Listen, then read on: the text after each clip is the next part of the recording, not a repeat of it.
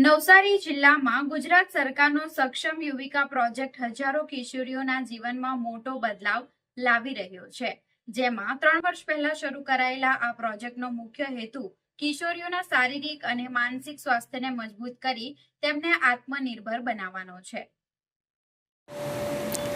નવસારી જિલ્લા પંચાયત દ્વારા શરૂ કરાયેલો સક્ષમ યુવિકા પ્રોજેક્ટ આજે સફળતાપૂર્વક આગળ વધી રહ્યો છે। આ યોજના ધોરણ 7 અને 8ની કિશોરીઓને સશક્ત બનાવવા પર ધ્યાન કેન્દ્રિત કરે છે। તેનો મુખ્ય ઉદ્દેશ્ય કિશોરીઓના શારીરિક અને માનસિક સ્વાસ્થ્યને સુધારીને તેમને આત્મનિર્ભર બનાવવાનો છે। પ્રોજેક્ટ હેઠળ કિશોરીઓનું નિયમિત સ્વાસ્થ્ય પરીક્ષણ થાય છે અને તેમને પૂરક પોષણ પૂરું પાડવામાં આવે છે। નવસારી જિલ્લામાં છેલ્લા 3 વર્ષમાં સક્ષમ યુવિકા પ્રોજેક્ટની શરૂઆત કરવામાં આવેલી છે, જેમાં કિશોરીઓનું સામાજિક અને આરોગ્યનો સુધારો થાય તેમજ કિશોરીઓ સ્વનિર્ભર બને એનો મુખ્ય હેતુ છે। જેની મુખ્ય સિદ્ધિઓ છે કિશોરીઓનું બાળલગ્ન પ્રમાણ ઘટ્યું છે, આરોગ્ય અને પોષણ સ્તરનું પ્રમાણ વધ્યું છે।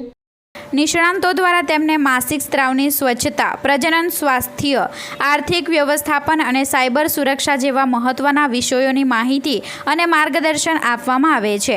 આ ઉપરાંત બાળલગ્ન અને ટીનેજ પ્રેગ્નન્સીના જોખમો વિશે પણ જાગૃત કરવામાં આવે છે। એમની વધતી ઉંમર સાથે કઈ પ્રકારના બદલાવો એમના સાથે સશક્તિકરણ માટે, મેન્સ્ટ્રુઅલ હાઇજીન માટે, રિપ્રોડક્ટિવ હેલ્થ માટે, સાયબર સિક્યોરિટી માટે, સેફટી માટે, કરિયરમાં ક્યાં આગળ વધી શકાય, એમના સાથે વિવિધ મુદ્દાઓથી અલગ 14 જેટલા ડિપાર્ટમેન્ટ સાથે મળીને આ બાળકીઓને સેશન આપવામાં આવતા હતા।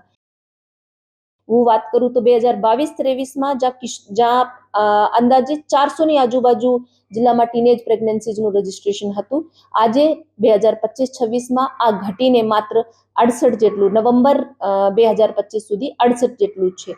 એમના સાથે કિશોરીઓના ડ્રોપ આઉટમાં પણ ઘણું ઘટાડો થયું છે।